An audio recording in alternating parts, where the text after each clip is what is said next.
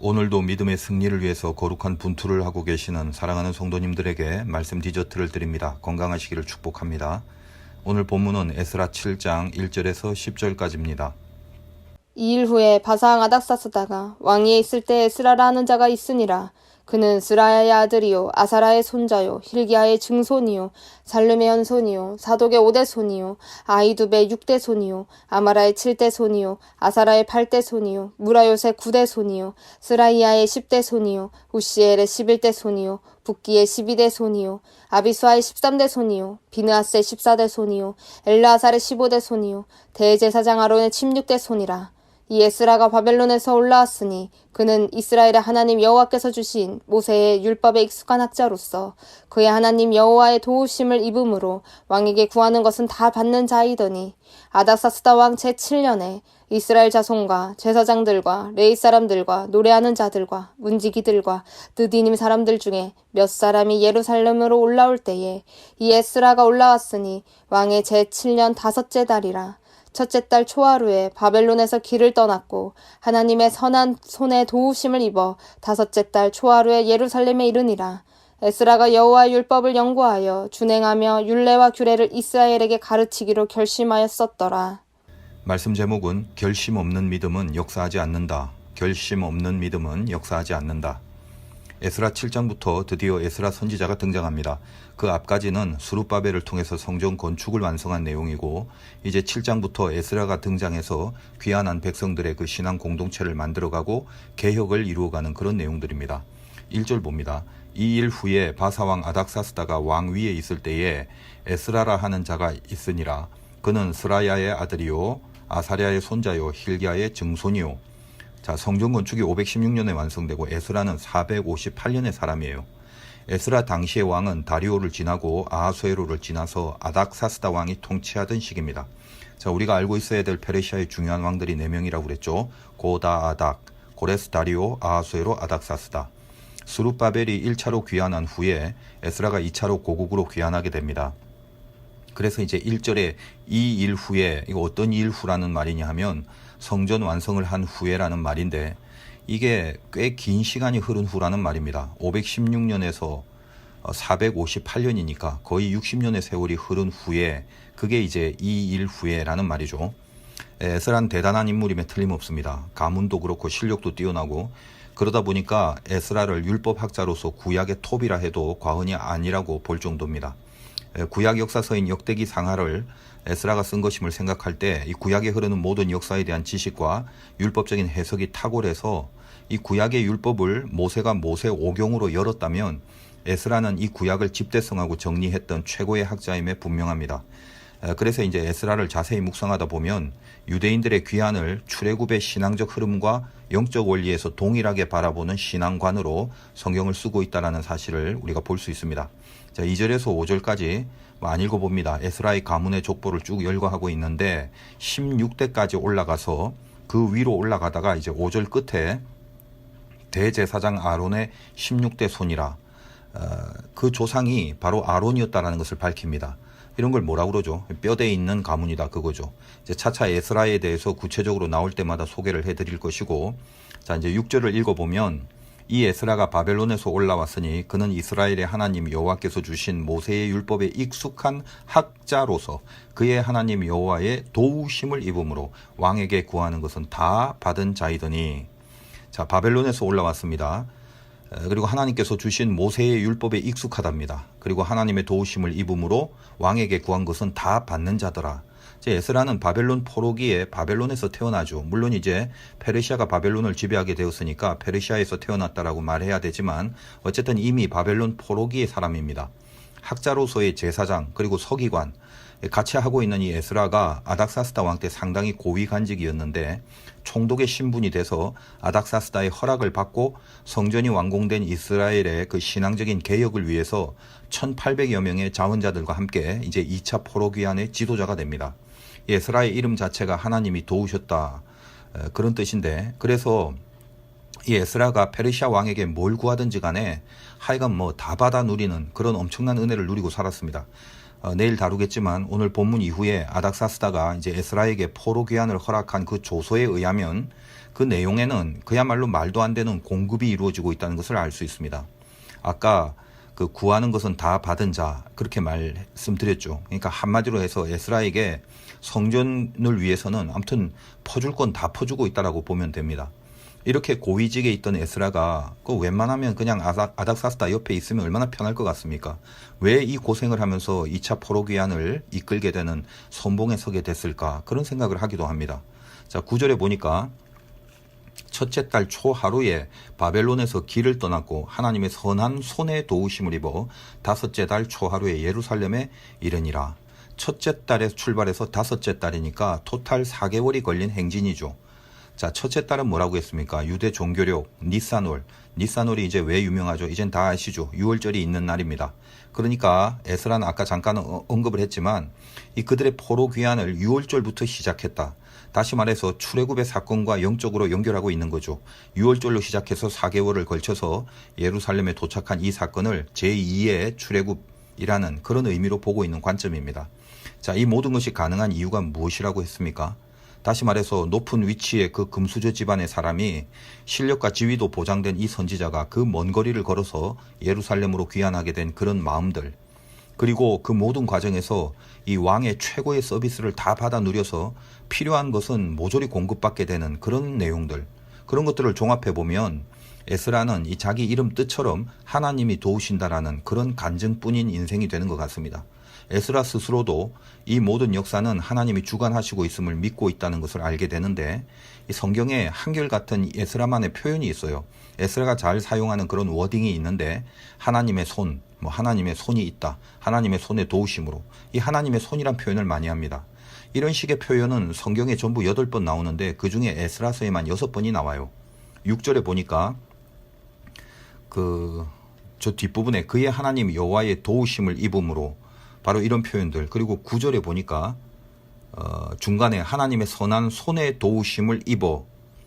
그러니까 그런 표현들, 이제 7장 저 뒤에 28절에도 그런 표현이 하나 있습니다. 우리 조상들의 하나님 여호와를 송축할지로다. 그가 왕의 마음에 예루살렘 여호와의 성전을 아름답게 할 뜻을 두시고 또 나로 왕과 그의 보좌관들 앞과 왕의 권세 있는 모든 방백의 앞에서 은혜를 얻게 하셨도다. 잘 됐단 말이죠. 내 하나님 여호와의 손이 내 위에 있으므로 내가 힘을 얻어서 그렇게 됐다. 그런 표현을 하게 됩니다. 그리고 이제 오늘 그 본문 마지막 부분에 10절에 보니까 에스라가 여호와의 율법을 연구하여 준행하며 율례와 규례를 이스라엘에게 가르치기로 결심하였었더라.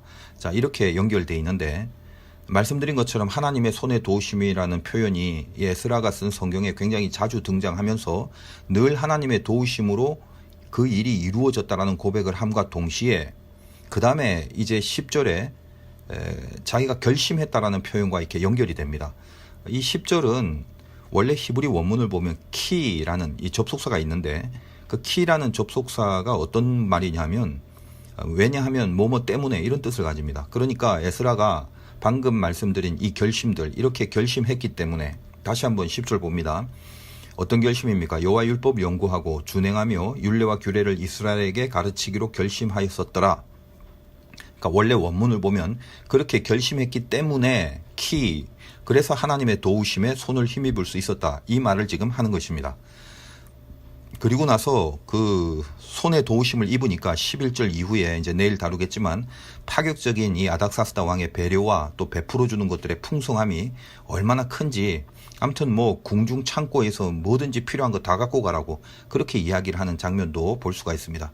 자, 결론적으로 에스라의 결심 때문에 하나님의 역사가 나타나는 거죠. 결심하니까 도우심의 손길이 움직인다. 그런 말이죠. 인간이 성전을 세우고 유월절을 지키면서 이제 신앙적 출발을 해 나가야 되는데, 인간이다 보니까 그게 오래가지 못하거나 혹은 방향이 틀려버리게 되는 그런 이유가 있을 것 아니겠습니까? 우리도 신앙생활 하다가 그 신앙이 오래가지 못하거나 아니면 신앙의 방향이 틀려버리는 거, 그대로 내버려 두는 거, 이유가 뭐예요? 결심이 없기 때문이더라. 이 메시지를 주는 것입니다. 오늘 말씀 제목이 결심 없는 믿음은 역사하지 않는다. 그거잖아요.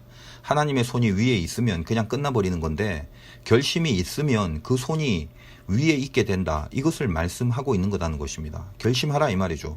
사람이 살아가면서 결심이 없다면 결코 신앙생활 성공적으로 할 수가 없습니다. 이 세상에는 작심삼일이라는 말이 있는데 우스갯소리로 3일마다 작심하면 된다는 말도 많이 합니다. 그러나 세상 사람들이 흔히 말하는 결심한다라고 하는 그 말하고 오늘 에스라의 이 영적 결심, 우리 신자가 신자로서 하는 결심은 차원이 다릅니다. 보통 세상 사람들이 결심한다라고 했을 때는요, 이 대부분이 감정의 동기가 유발된 경우가 많아요. 요즘 질병 때문에 많이 움직이지 못하니까 살이 많이 찐다. 자, 그래, 결심해서 이제부터 다이어트 할 거야. 또 학생들은 시험을 쳐서 꼴찌를 하면 열받으니까 그래, 공부하기로 결심해서 그런 이제 결심들이 많지 않습니까? 물론 이제 꼴찌를 하는 학생들은 절대 결심 같은 건 안 합니다만, 하여간 이 세상 사람들이 하는 결심은 그런 의미에서 작심삼일인 경우가 많죠. 그렇다면 하나님의 도우심의 손, 그것을 구할 수 있는 그 결심, 그 하나님의 손을 빌려올 수 있는 그 결심이 뭐냐? 에스라가 한 것처럼 우리에게도 이 결심이 필요한데, 오늘 주제가 되는 것이 10절입니다. 10절에 세 가지 단계가 있다는 것을 볼 수 있죠. 뭡니까? 여호와율법을 연구했다. 말씀 연구하고, 그리고 그것을 준행하고, 또 그것을 가르치기로 하는 이 결심입니다. 연구, 준행, 가르침. 그걸 결심하라는 거예요. 연구, 준행, 가르침이란 이 세 가지 사항은 신자의 삶이라는 것을 정의하는 핵심 코드입니다. 신자에게 어떤 내용이 있어야 되나? 신자의 인생 속에 있어야 될 베이스가 뭐냐? 말씀 연구, 말씀 준행, 말씀 가르침. 배워야 되죠, 말씀을. 여러분이 지금 듣고 있는 설교도 배우고 있는 것 중에 일부분 아니겠습니까? 그런데 그것으로 끝나는 것은 의미가 없다는 거예요. 배운 것을 삶으로 살아내야 하는 것, 그게 준행이고, 또 자기가 살아내는 것으로만 끝나는 것이 아니라 그것을 전하고 가르치는 그런 단계까지 가는 것, 그것이 신자의 인생이라는 것입니다. 유대인들 교육이 그렇죠. 열심히 부지런히 배우고요, 그대로 살아내려고 하고, 또 그것을 자녀나 다른 이들에게 가르침으로 교육이 이루어져 왔습니다. 따라서 결심하는 것에는 이 세 가지의 내용이 갖추어져야 하는데, 연구와 준행과 가르침, 이 세 가지의 공통 분모가 뭐죠? 말씀이죠. 말씀 연구, 말씀 준행, 말씀 가르침. 우리 예수 믿는 신자의 결심이 하나님의 손을 빌려오는 것이라고 그랬죠. 그 신자의 결심은 어떤 자기 감정이나 자기 생각으로 비롯된 결심이 아니라 이 말씀 앞에서 말씀으로 인하여 비롯된 결심이어야 한다는 것입니다. 바로 그 결심이기 때문에 세상에서 사람들이 하는 그런 결심과는 차원이 다른 거란 말이죠. 에스라는 바로 이 결심으로 인생을 살았던 샘플로 우리들에게 소개되고 있습니다. 이제 나중에 느헤미야서에 가면 에스라가 성경을 낭독해주는 장면이 나와요. 그때 모습이 이제 느헤미야 8장 7절에서 8절 사이에 나오는데, 레위 사람들이 백성이 제자리에 서 있는 동안 그들에게 율법을 깨닫게 하였는데, 하나님의 율법책을 낭독하고 그 뜻을 해석하여 해석을 해줍니다. 백성에게 그 낭독하는 것을 다 깨닫게 하니. 자, 지금 이제 성경을 에스라가 읽어주는데요, 백성들이 들어도 이해가 안 되니까 레위인들이 해석을 해줬다는 거예요. 이게 무슨 말이냐면, 또 시간이 좀 길어질 수밖에 없지만, 우리가 이제 성경과 친해지기 위해서 기본적인 상식들을 좀 알 필요가 있기 때문에 잠깐 언급을 드리면, 여러분 한번 생각해 보세요. 바벨론의 70년간 포로 시대를 살았습니다. 이스라엘의 원래 언어는 히브리어잖아요. 그런데 여러분도 예를 들면 미국에 가서 70년 살면 그 자손들이 한국말 잘 못하죠. 그러면 이 바벨론 지역을 포함해서 당시 중동 일대에 뭔가 이렇게 국제적으로 공용어가 있었을 것 아니겠습니까? 지금 영어가 세계 공통어인 것처럼 바로 그 당시 국제 공통 언어가 아람어였습니다. 자, 아람 많이 들어봤죠? 지금 지도를 펴보면 시리아고, 수도가 이제 다마스커스, 성경에서 이제 다메섹이라고도 하죠. 제가 이제 지도를 보여드리면서 설명을 좀 해드리고 싶은데, 이스라엘이라는 곳은 아니까 그쪽에서 북서부 쪽에 있는 나라입니다. 그리고 그 아람이라는 나라에서 더 오른쪽에 가면 이라크, 옛날에 바벨론이죠. 그리고 더 오른쪽으로 가면 이란, 옛날에 페르시아죠. 그러니까 이 아람은 어디에 위치했는가를 좀 이렇게 이해를 하고 나서, 또 우리가 익숙한 이유가 구약에 굉장히 많이 등장합니다. 이스라엘 주변으로 에돔, 모압, 암몬, 블레셋, 그런 이 주변 국가들이 많은 것처럼 이스라엘 북서쪽에 있으면서 이스라엘과 때로는 많이 싸우기도 하고, 또 때로는 동맹을 맺기도 하고, 그런 아주 밀접한 관계로 있었지 않습니까? 여러분 그냥 퍼뜩 유명한 사람 한 명 있죠. 문둥병 고친 나아만 장군. 아람 사람입니다. 그 아람이 이제 지금으로서는 시리아고요. 성경에는 수리아라고도 쓰여집니다. 하여간 바로 그 아람 사람이 쓰는 아람어가 당시 국제 통상 언어였습니다. 이 아람어가 어쨌든 셈족 언어와 뿌리를 같이 해서 그거 다 빼고, 어쨌든 히브리어하고 약간 비슷한 점도 많긴 많은데 히브리어하고는 다릅니다. 자, 그러면 바벨론이 이제 아람어를 쓰는데, 거기서 70년 동안 살아온 이스라엘 민족들이 히브리어를 쓰겠습니까? 아람어를 쓰겠습니까? 원래 좀 비슷하기도 하니까 오히려 아람어를 훨씬 더 빨리 배우고 훨씬 더 익숙해져 버리는 거죠. 그래서 이게 뭐 적절한지 모르겠지만 우리가 쓰는 이 한국말이 그 세종대왕 때 훈민정음 시대를 보면요, 비슷하긴 하지만 이해가 잘 안 되죠. 여러분 훈민정음 앞에 보면 나란 말씀이 둔기게 달아 문자로 서로 사마띠 아니할세, 이거 뭐 좀 익숙하면서도 공부 안 했으면 뭔 말인지 모르는 거죠.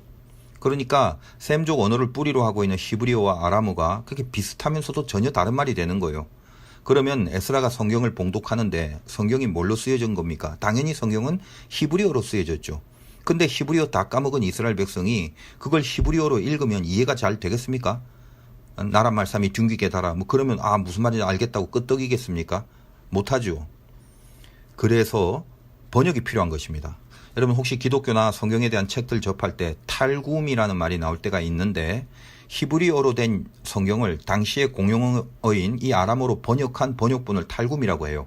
자, 에스라가 히브리어로 된 성경을 봉독하면 레위인들이 있다가 히브리어를 모르는 그 백성들에게 아람어로 번역을 해주는 것입니다. 자, 이것이 탈굼의 기원이 되는데, 뭐 이런 그 실례로 에스라서 4장 7절에 보면 아닥사스다 때에 비슬람과 미드르닷과 다브엘과 그의 동료들이 바사왕 아닥사스다에게 글을 올렸으니 그 글은 아람 문자와 아람 방언으로 써서 진술하였더라. 그렇게 되어 있습니다.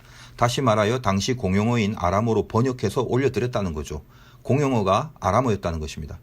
자, 이렇게 이제 다른 나라들 사이에서 공용어로 채택되는 그 언어를 전문용어로는 링구아 프랑카라고 하는데, 예를 들면 신약 시대로 가면요, 알렉산더가 세계를 정복하고 이제 이후에 로마 시대가 이르게 되는데, 그 시기 동안은 이 히랍 제국의 영향 때문에 알렉산더가 워낙 유명한 사람 아닙니까? 헬라 제국이라는 게 워낙 또 넓게 지배를 하고, 그래서 그 당시에 링고 프랑카는 헬라어가 되는 것입니다. 자, 그럼에도 언어라는 게 어때요? 자, 이제부터 바꿉시다 그런다고 하루아침에 바꾸고 그러지 못하죠. 아람어도 많이 쓰고 있는데, 이 신약 성경에서 예를 들어보면 뭐 달리다굼, 에바다, 엘리엘리 라마사막다니, 그런 것들이 아람어입니다. 그래서 그것은 아람어 자체로 그냥 그 뜻이 주는 어떤 강렬함과 메시지가 있기 때문에 그런 이유로 이 신약 성경에도 그 말 그대로 번역 없이 그렇게 옮기기도 한 것입니다. 에스라도 바벨론에서 태어났습니다. 거기서 이제 아람어를 사용하고 자랐을 것인데, 그가 말씀을 어떻게 해요? 연구하니까 히브리어를 잊지 않고, 성경을 연구하다 보니까 히브리어를 잊지 않고 연구했다는 것을 말하는 거죠. 여러분 예를 들어 사도 바울이 사역을 했던 당시에는 그 당시 링구아 프랑카는 헬라어였습니다. 근데 당시 유대인들은 히브리어 뭐 이런 거 쓰고 아람어도 좀 알고 있었고 그랬겠지만, 그 헬라어는 완전히 다른 언어였죠. 그래서 유대인 중에 단지 20% 미만이 공부를 하고 연구를 해야 알 수 있는 언어가 헬라어입니다. 그러므로 사도 바울이 쓰임받은 이유 중에 하나가 뭐냐? 그가 가말리엘이라는 이 당대 최고의 학자에게 율법을 배우고, 그리고 헬라어로 그것을 전할 수 있었다는 것은 하나님의 깊은 메시지를 정확하게 전할 수 있는 통로가 될 수 있었다는 거죠. 그만큼 연구를 많이 하고 또 헬라어를 알고 있는 그런 존재들이라는 것입니다. 제가 가끔 이제 설교 중에 원어를 쓰는 이유도 그러하죠. 더 정확한 메시지, 그거 위해서 저 자신도 연구하고 공부하지 않으면 안 됩니다. 그것이 오늘 이제 에스라의 결심 중에 첫 번째인 연구하는 거죠. 여러분들도 말씀을 배우고 연구하고 그리고 묵상하고 깊이 있게 사셔야 된다는 거예요. 이제는 시대가 달라졌어요. 그냥 간단하게 성경책을 뭐 무슨 교회 예배 입장권처럼 그렇게 들고만 다니는 시대가 아닙니다. 펼치고 읽고 묵상하고 듣고 배우고 연구하고, 그렇게 안 하다 보니까 신천지 같은 이단이 말 같지 않은 소리를 해도 다 넘어가는 거죠. 연구한 적이 없으니까, 깊은 묵상이 없었으니까. 여러분 하나님의 말씀이 제대로 연구되면요, 행동이 따를 수밖에 없는 겁니다. 여러분이 뭐 은혜 받았다 뭐 그렇게 말을 많이 하잖아요. 그 은혜 받았다는 것이 무엇을 말합니까? 지적인 이해가 깨달음으로 확 오니까 사람이 깨달으면 행동의 동기가 되는 거죠. 그래서 말씀대로 살고 싶은 어떤 거룩한 의욕이 생길 때, 그때 은혜 받았다라는 그 고백을 하는 거 아닙니까? 그리고 그렇게 사는 사람이 드디어 다른 이들에게 그 은혜를 전하고 싶고, 그리고 연구하고 준행한 말씀을 그걸 전하게 되는 거죠. 우리가 보통 잘 쓰는 선한 영향력, 그런 말 많이 하잖아요. 영향력을 줄 수밖에 없는 경지가 되는 거, 그거 아니겠습니까? 여러분은 오랫동안 예수 믿으면서 전도 제대로 못하고 하나님 말씀 제대로 제시하지 못하는 이유가 뭔지 아세요? 말씀대로 안 살기 때문이라고요. 말씀대로 살라고 하질 않으니까 내가 말씀대로 살지 않는데 누구한테 가르치고 싶은 마음이 들겠어요. 가르치기 전에 살아내야 하고 살아내기 전에 연구해야 한다는 말입니다. 오늘 결심의 내용인 이 세 가지 코드, 연구, 준행, 가르침, 이거 세 가지인데 그것을 말하고 있는 오늘 에스라의 본문은 이 세 가지의 그 원어, 히브리 원어가 이렇게 리듬, 라임이 돋는 그런 단어들이에요. 연구, 준행, 가르침, 리드로시, 라소트, 렐람메드, 이 연구, 준행, 가르침입니다. 이 히브리 원어인데 절대 이제 우연이 아닌 것은 제가 받은 영감이 그래요. 이 단어들의 첫 그 히브리 알파벳들이 있을 건 아니겠습니까? 리드로시, 라소트, 렐람메드, 이 세 단어가 전부 다 앞 첫 그 단어가 라메드라는 알파벳으로 운율을 맞추고 있다는 그런 생각이 듭니다. 참 의미가 있는 거죠. 이 라메드라는 알파벳은 히브리어 알파벳 중에 12번째 알파벳인데 히브리어는 특징상 모든 알파벳이 고유의 뜻을 가지고 있다고 그랬죠. 이 라메드라는 글자는 이거 좀 보여주고 싶은데 여러분들 이제 다 똑똑하시니까 머릿속에 한번 그려보리기 바래요. 이 라메드라는 글자가 갖고 있는 고유의 뜻은 지팡이입니다. 지팡이란 뜻이에요. 그래서 생긴 것 자체가 지팡이처럼 생겼어요. 여러분 지팡이 한번 그려보세요. 길게 막대기가 있고 손잡이처럼 끝에 이게 좀 둥구스름한 것이 구부러져 있죠. 그리고 그 손잡이가 이제 밑에 있고 지팡이 끝이 하늘로 향해 있는 그 그림 한번 그려보세요. 그게 라메드라는 글자입니다. 그리고 히브리어로 가르친다라는 단어는 이 알파벳 라메드와 아주 이 발음이 비슷한 라마드입니다. 이게 비슷하죠, 발음이. 근데 역시 이 라마드, 가르친다라는 단어도 첫 알파벳이 라메드로 시작하고 그리고 이 단어 자체도 발음이 이 가르친다라는 단어가 라메드가 됩니다.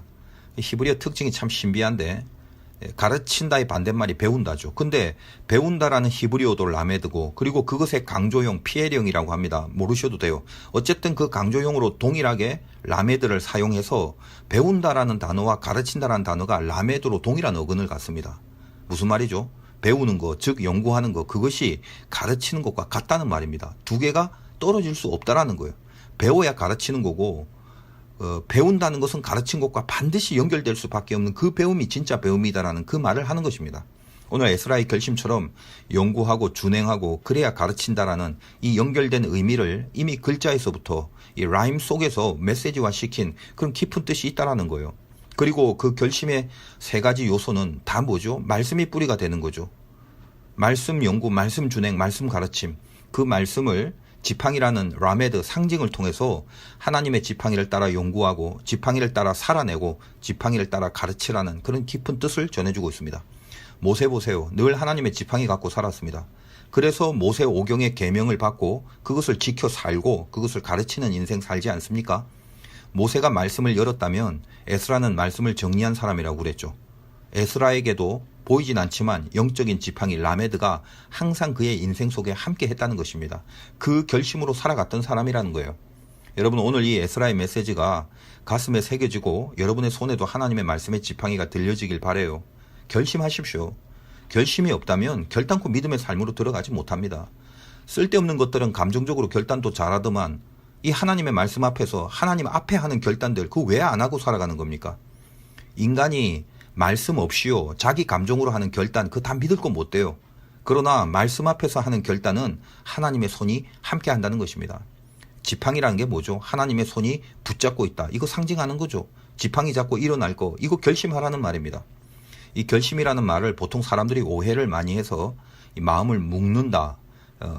마음심, 결심할 때 그건 마음이고, 그 다음에 묶을 결자, 이게 착각을 합니다. 그래서 보통 결박, 결속, 그런 것과 같은 결자라고 보는데, 결단이란 한자는 그렇게 묶을 결자가 아니에요. 참 의미가 깊습니다. 결단할 결이라는 한자는, 이것도 좀 보여드리고 싶은데, 왼쪽에 물수변이 있고, 오른쪽에는 터놓을 쾌, 이 쾌자를 물수변하고 같이 씁니다. 참 보여드리고 싶지만, 우리 화도교회 성도님들 다 똑똑하시니까요. 자, 쾌라는 한자는 어떻게 생긴 거냐면요. 우리 중앙할 때 그 앙자죠. 앙자, 중앙선, 중앙일보. 그럴 때 쓰는 그 앙자가 가운데 앙자란 뜻인데 그 앙자에는 위에 이렇게 네모 부분처럼 생긴 모양이 있습니다. 그 네모 부분의 왼쪽 변을 하나 터버려서 없애버린 모양. 이게 쾌자거든요. 자, 그래서 물수변에 쾌자가 붙어 있으니까 무슨 말입니까? 물이 지금 흐르는데 홍수가 나서 뚝이 무너지게 생겼습니다. 뚝이 무너지지 않아야 하는데 물이 이게 만약에 너무 흘러버리면 뚝이 무너져서 마을이 멸망할 건데 깊이 생각해 보다가 이래서는 안 되겠다 해서 그 물 옆에 그 네모의 뚝의 한 벽을 터버려서 물을 그쪽으로 흘려보내지게 함으로써 뚝을 무너뜨리지 않고 마을을 지키는 거. 그걸 결단한 거. 그게 결단할 결자란 말입니다. 여러분 어때요? 비장하죠? 여러분이 사느냐 죽느냐 이거를 하나님의 말씀 앞에서 결단하는 그런 비장함이 말씀 앞에서의 결단의 원리가 되는 것입니다. 히브리어로 이 결단을 쿤이라고 합니다.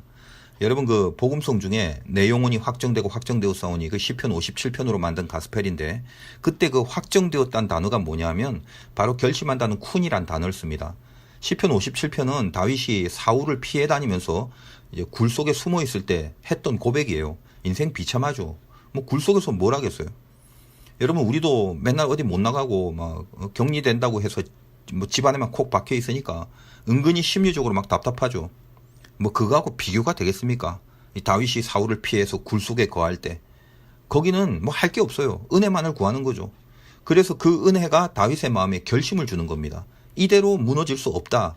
그 결심이 일어나는 거예요. 그게 확정입니다. 쿤. 인생의 어려움을 당할 때도 뭐 이런 그 결단의 쿤이 필요하겠지만요. 더 중요한 게 뭐냐? 영적인 죄, 신앙의 무기력 그런 속에서도 반드시 하나님 앞에 말씀으로 결단을 해야 된다는 것입니다. 그 유명한 다윗의 시편 51편 보세요. 밧세바를 범하고 죄 가운데 있을 때 나단 선지자가 와서 뭘 하죠? 말씀 줍니다. 말씀. 그때 터져 나오는 회개와 결단의 고백. 그게 시편 51편 아니겠습니까? 이것도 복음성으로 나왔죠. 그 시편 51편 10절에 보면 하나님이여 내 속에 정한 마음을 창조하시고 내 안에 정직한 영을 새롭게 하소서. 그때 그 정직한 영을 새롭게 하소서. 정직한이란 말이 뭐 거짓말 안 하고 정직하게 살겠다라는 그런 윤리적 고백이 아닙니다. 여러분이 가지고 있는 성경에 보면 그 정직한이란 부분에 관주 2번이라고 달아놓고 그 밑에 경고한이라고 되어 있습니다. 목사님 제 성경엔 그런 거 없는데요. 새거 하나 사세요 그러면. 그 정직한이란 말의 그 히브리어가 쿤, 즉 결단이란 말이에요. 다윗이 다시 일어나서 하나님의 손에 도우심을 받은 그때 그게 뭐죠? 정직한 영을 새롭게 하옵소서. 내 안에 쿤, 다윗은 결심한 겁니다. 내 안에 결심 달라는 거예요. 결심을 새롭게 하겠다는 말입니다. 그때 하나님의 손에 도우심을 그것을 이제 입고 살아가는 인생으로 일어나게 되는 것입니다. 여러분 예수 믿으면서 왜 결심이 그렇게 없나요? 하나님의 손이 도우시는 그 황홀한 신비를 경험하지 못하면서 뭔 재미로 예수를 믿고 사십니까? 배우고 행하고 전하는 그 결심의 베이스 위에서는요. 여러분이 하시는 그 어떤 모든 방면의 결심이라도 거기에는 하나님의 손이 함께 하십니다. 비장하게 결심해 보라고요. 모든 상황 속에서 좋은 상황뿐만 아니라 나쁜 상황 속에서도 말씀은 결심하게 만듭니다. 결심하면 하나님의 손이 움직이신다는데 왜 결심도 없이 쫄고만 있냐고요. 현실이 굴 속에 있는 것 같이 캄캄한가요? 죄가 막 무섭게 짓누르고 있습니까? 괴롭나요? 어떻게 살지 소망도 안 보이고 그럽니까? 말씀 듣고 결심하란 말이에요. 그 어떤 상황이라도 말씀은 결심을 줄 수 있습니다. 하나님의 지팡이가 나와 함께 하는데 그 지팡이가 나와 함께 하심으로 새롭게 결심하는 그 결심이 나에게 나올 때 그 손에 도우심을 입을 수 있다라는 거예요. 이 믿음 갖고 새롭게 결심하시기를 주님의 이름으로 축원드립니다.